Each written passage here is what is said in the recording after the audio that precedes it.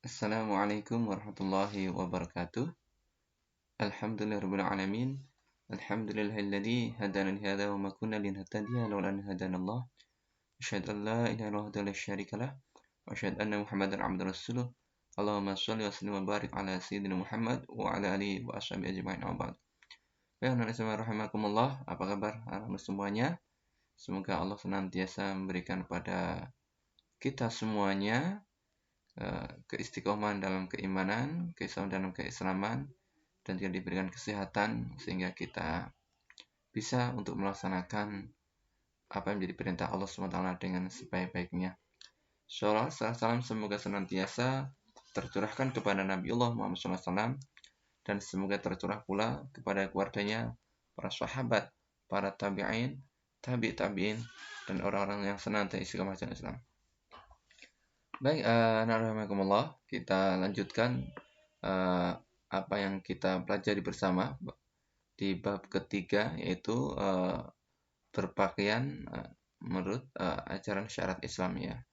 Ada berpakaian sesuai dengan syariat Islam.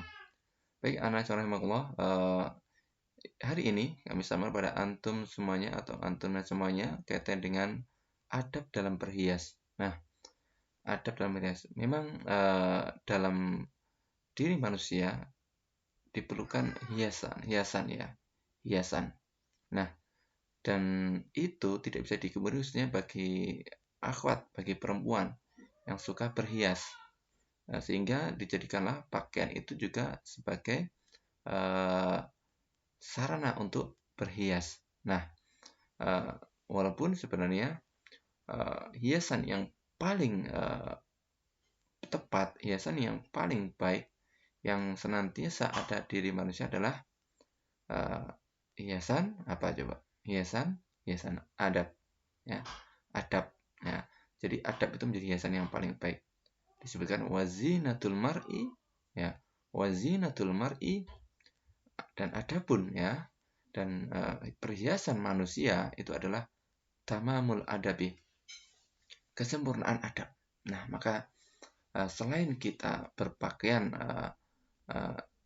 dengan pakaian yang baik, dan kita bisa berhias dengan pakaian, tapi tidak kalah penting adalah kesempurnaan adab itu menjadi hiasan yang paling penting adab yang ada pada diri kita.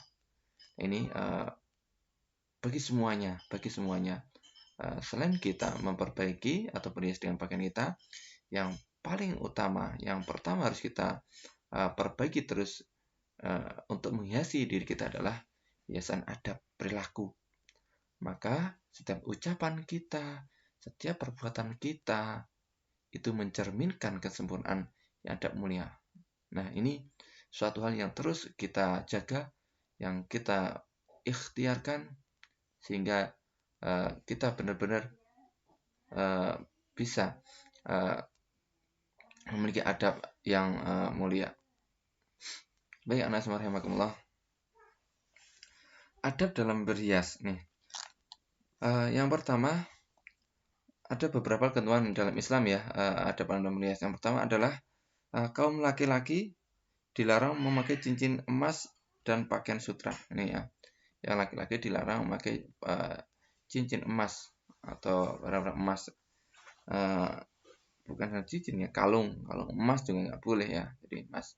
Ya kalau orang Jawa kan yang laki-laki sering dipanggil emas ya, jadi nggak perlu pakai emas lagi. Ya, maka di situ dilaranglah kita untuk memakai emas ya. Di sini An Ali bin Abi Thalib radhiyallahu anhu, dari Ali bin Abi Thalib radhiyallahu anhu qala ya, nahani Rasulullah sallallahu alaihi wasallam an takhattum bidzabi ya. Rasulullah sallallahu alaihi wasallam melarangku gitu ya, kata Ali bin Abi Thalib, dari memakai cincin emas, wa an libasil qasiyyi ya, dan pakaian sutra, wa anil qira'ata fi ruku'i as-sujudi wa an libasil mu'asfari, serta membaca Al-Qur'an ketika ruku' sujud, serta pakaian yang dicelup dengan warna kuning ya. Anak-anak rahimakumullah ini ya.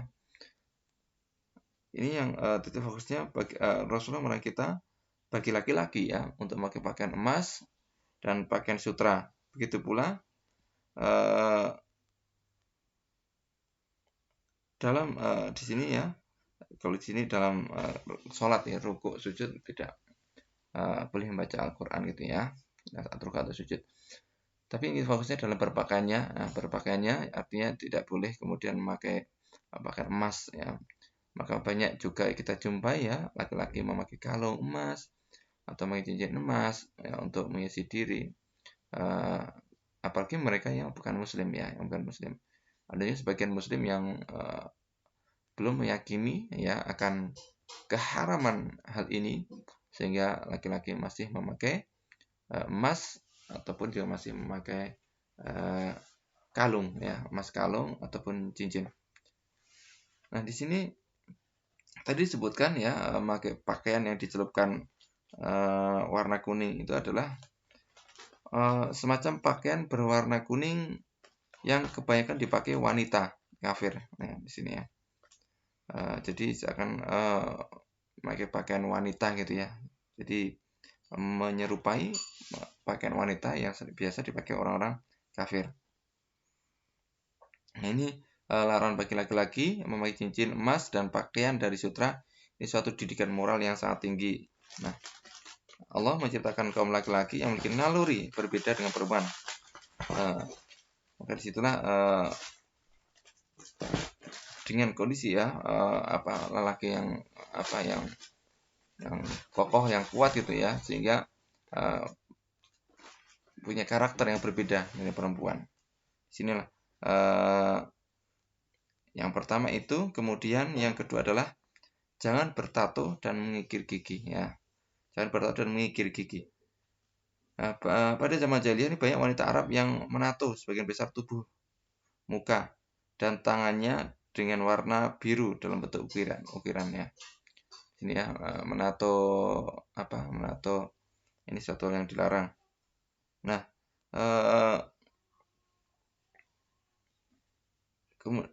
berkaitan dengan gigi juga ya. Di bertato, entah laki-laki maupun perempuan yang bertato ini dilarang ya.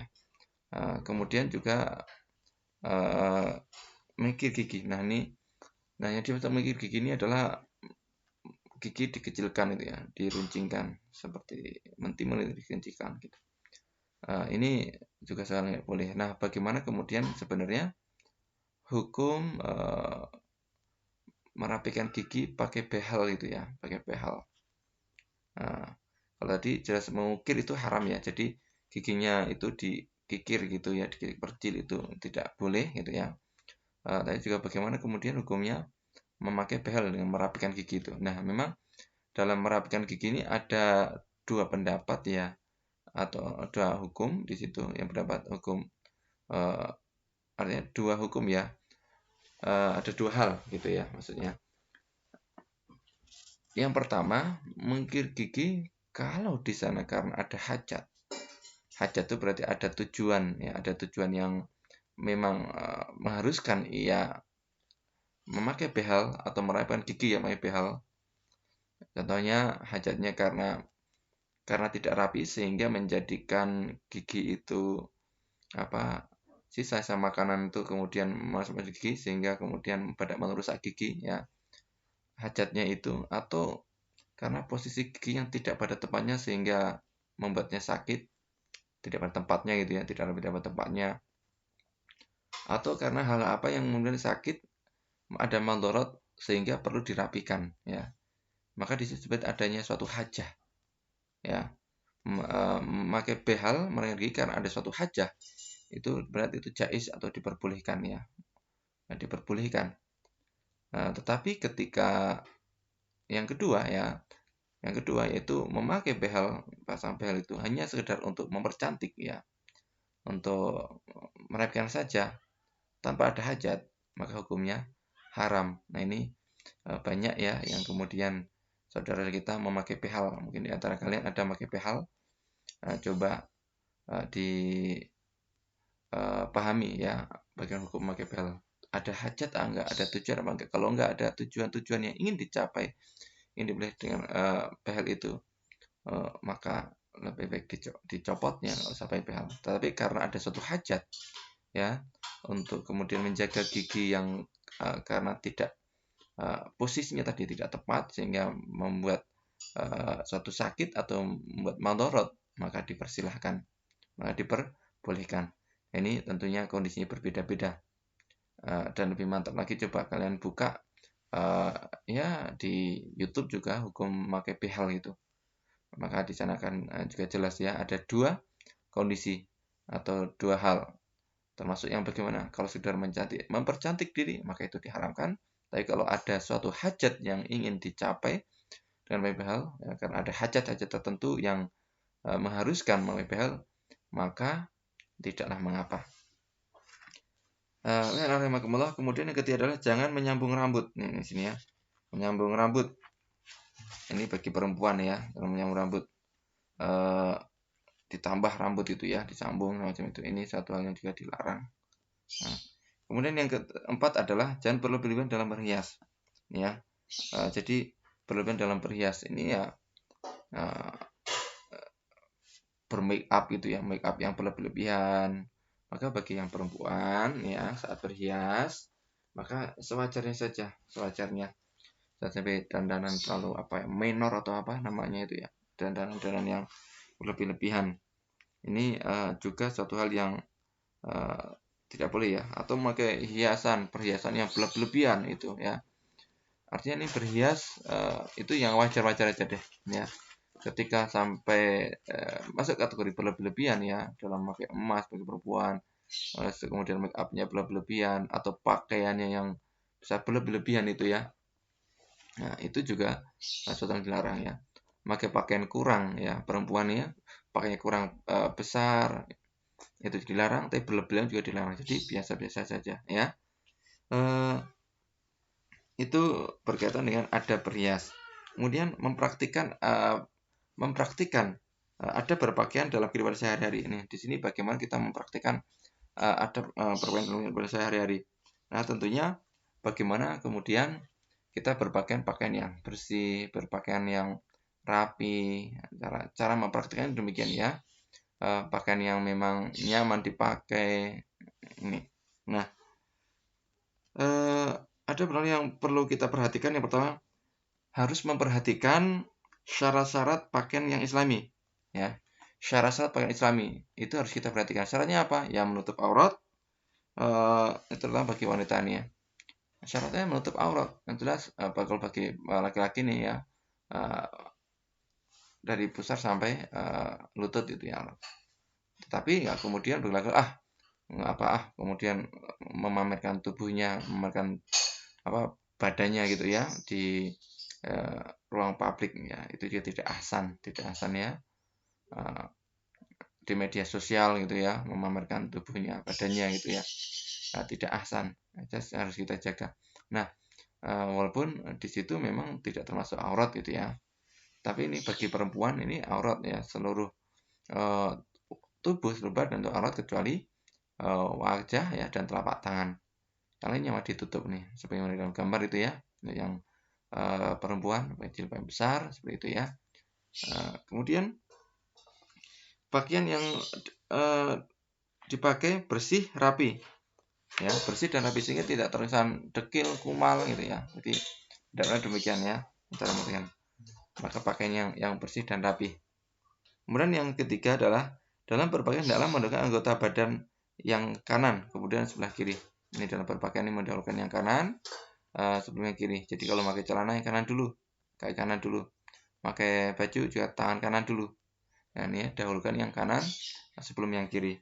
Dan tidak menyerupai pakaian wanita bagi laki-laki dan menyerupai pakaian laki-laki bagi wanita. Nah, bagian ini ya. Jadi pakaian laki-laki sebenarnya dalam gambar ya udah gitu ya. Yang laki-laki ke pakaian laki-laki, yang perempuan pakaian perempuan. Atau bisa jadi muncul pertanyaan pada antumnya, itu banyak laki-laki kok memakai hampir kayak perempuan gitu ya, karena pakai gamis. Itu kalau dalam budaya Arab ya tetap beda ya, pakaiannya bentuk laki-laki maupun perempuan tuh beda. Yang mana kalau laki-laki kan terus kemudian memakai pakai semacam kalau kita peci, kalau atau kemudian pakai surban gitu ya. Terus kemudian tambah apa yang di kepala itu ya. Tapi kalau perempuan kan pakai jilbab. Jadi ada sesuatu yang kemudian membedakan ya antara laki-laki dengan perempuan. Kemudian tidak menyerupai pakaian khas Yahudi ya. Tidak menyerupai pakaian khasnya Yahudi maupun Nasrani atau melambangkan pakaian khas kebesaran agama Islam ya. Ini ya, jadi peci ini juga peci yang hitam kayak gini ini khas Indonesia ya. Karena orang-orang Timur Tengah sana, orang-orang Arab, entah itu yang Mesir, Saudi, Madinah itu tidak pernah pakai peci gini hitam ini. Ini khas Indonesia, pecinya khas Indonesia. Ini ya. Kemudian tidak terlalu ketat dan transparan, sehingga terkesan menampakkan lekuknya atau mempertontonkan kelembutan kulitnya. Ini ya, tidak transparan dan juga tidak ketat. Nah, tidak ketat tapi transparan. Ya, kelihatan hampir tampak kulitnya. Ini boleh. Atau tebal tapi ketat gitu ya. Ini juga suatu hal yang bagaimana harus kita cari. Tidak seperti itulah. Cari ada berpakaian kita tidak seperti itu cara memperhatikannya. Ya. Kemudian tidak berlebihan dan atau sengaja melebihkan lebar kainnya ya, tidak berlebihan tadi ya, jadi tidak berlebihan atau sengaja lebarkan atau memanjangkan. Nah, kemudian sebelum berpakaian hendaklah berdoa terlebih dahulu, berdoa sebelum berpakaian. Alhamdulillahilladzi kasani gitu ya. Artinya kan alhamdulillahilladzi kasani, segala puji bagi Allah gitu ya, yang telah memberikan pakaian, kasani memberikan pakaian kepadaku ya. Warzaqoni dan berikan rizki kepadaku min ghairi haulin minni wala quwatin, tanpa jerih payahku dan kekuatanku gitu ya. Ini doa. Nah, maka apa yang kita sampaikan tadi ya dalam mempraktekkan makan adabnya Islami itu ya satu hal yang harus kita jaga. Memang ada sebagian dari ya saudara kita juga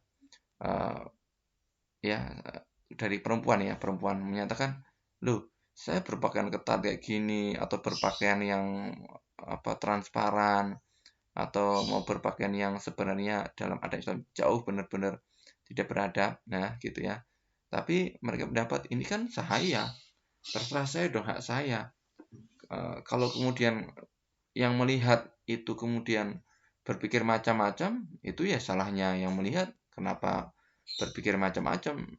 Saya kan punya kebebasan. Nah, ini kan juga suatu hal yang tentunya tidak tepat ya. Ya bagaimana yang perempuan memang menjaga pakaian. Nah, ini pakaian ini bukan sekedar saat kita langsung bertemu atau di luar rumah, tetapi juga saat bermedia sosial.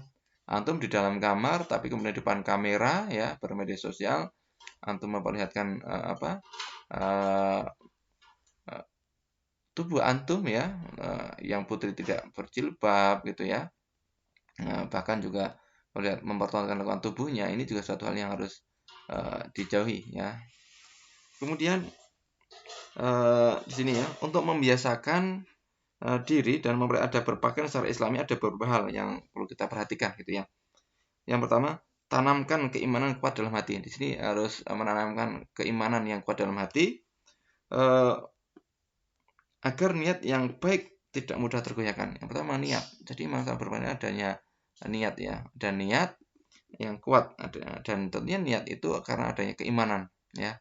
Iman kepada Allah, ya Allah, kenapa Allah memerintahkan harus begini gitu ya bagi perempuan ya. Kok ini harus ada keimanan bahwa ini adalah perintah Allah Subhanahu wa taala.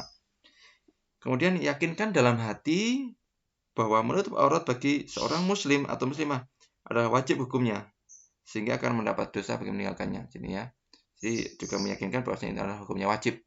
Nah, memakai pakaian sesuai Islam tadi, sesuai Islam itu hukumnya wajib. Kalau tidak, maka mendapatkan dosa. Kemudian juga yang ketiga, tanamkan keyakinan bahwa Islam tidak bermaksud memberatkan umatnya dalam berpakaian. Bahkan sebaliknya, memberikan kebebasan dan perlindungan bagi harkat dan martabat umatnya di sini ya. Jadi jangan sampai terbersit ya dalam pikiran, wah ini memberatkan. umat Islam yang memberatkan ya dalam berpakaian. Tetapi di situ sebenarnya adalah justru untuk menjaga martabat ya. Coba ya, maka bagi laki-laki yang berpakaian rapi sesuai adat Islam dengan tidak, tentunya kan lebih bermartabat yang berpakaian yang Islami itu ya, sesuai dengan syarat Islam, sesuai dengan ajaran Islam. Nah, yang perempuan juga gitu ya. Ada dua perempuan A dan perempuan B. Ya. Perempuan A yang berpakaian secara Islami, yang B yang tidak Islami, yang itu ya. Maka mau pilih yang mana? Ya, sebagai laki-laki mau melamar yang mana, meminang yang mana? Yang A yang berpakaian rapi atau B yang berpakaian yang mohon maaf ya sangat minim gitu ya pakaiannya. Saya yakin sebagai laki-laki yang punya kesadaran ya, punya kesadaran maka akan milih yang A, perempuan yang berpakaian secara Islami ya, syarat Islam. Kemudian tanamkan rasa bangga di sini ya. Jadi selain kemudian tadi jangan sampai merasa terberatkan, lanjut adalah menanamkan rasa bangga telah berpakaian sesuai ajaran Islam, sehingga sebagai perwujudan keimanan yang kuat pada diri seorang muslim atau muslimah. Jadi bagaimana bangga? Jadi beragama Islam itu merasa bangga, senang gitu ya. Ya bangga ya Allah, alhamdulillah saya berpakaian secara Islami. Ini bagian dari mewujudkan keimanan kita pada Allah. Gitu ya. Jadi merasa senang. Nah, di situ maka kemudian dari hal-hal tadi ya kita kemudian terdorong kuat untuk istiqomah memakai pakaian secara Islami. Nah, anak rahimakumullah, itu beberapa hal yang kemudian perlu kita renungkan ya, perlu dengan kesadaran sehingga kita berpakaian secara Islami itu benar-benar menjadi pilihan kita, menjadi keinginan kita. Tidak ada rasa paksaan dan tidak ada rasa kemudian seakan-akan kita dipersulit ya. Itu ya. Karena subhanallah, maka dalam berpakaian ini ya juga bagaimana kemudian kita pakaian yang rapi. Bahwasanya inallah jamil yuhibbul jamal gitu ya. Allah itu zat yang maha indah ya dan mencintai sesuatu yang indah ini ya. Inallah jamil yuhibbul jamal. Maka bagaimana kemudian dengan berpakaian kita tidak tampak baik, tampak indah sesuai dengan adab-adab yang sudah ditentukan dalam Islam dan itu tentunya untuk menjaga kita sebagai hamba Allah Subhanahu wa taala, sebagai seorang muslim dan muslimah, dan tentunya untuk menjaga harkat martabat kita sebagai manusia yang mulia. Jangan sampai kemuliaan manusia itu kemudian hilang, kemuliaan manusia itu kemudian menjadi kehinaan. Karena apa? Karena pakaian yang tidak diperhatikan. Baik, itu yang kami sampaikan di hari ini. Ini sudah terakhir di bab ketiga ya. Sebentar lagi ada PTS ya di awal Oktober, di bulan Oktober nanti ada PTS, maka persiapkan apa yang kami sampaikan perhatikan, kemudian bisa kalian tambah baca-baca ya, atau lihat di YouTube, silahkan ya mencari referensi-referensi lain bagaimana adab dalam berpakaian. Terima kasih, kurang lebihnya mohon maaf. Assalamualaikum warahmatullahi wabarakatuh.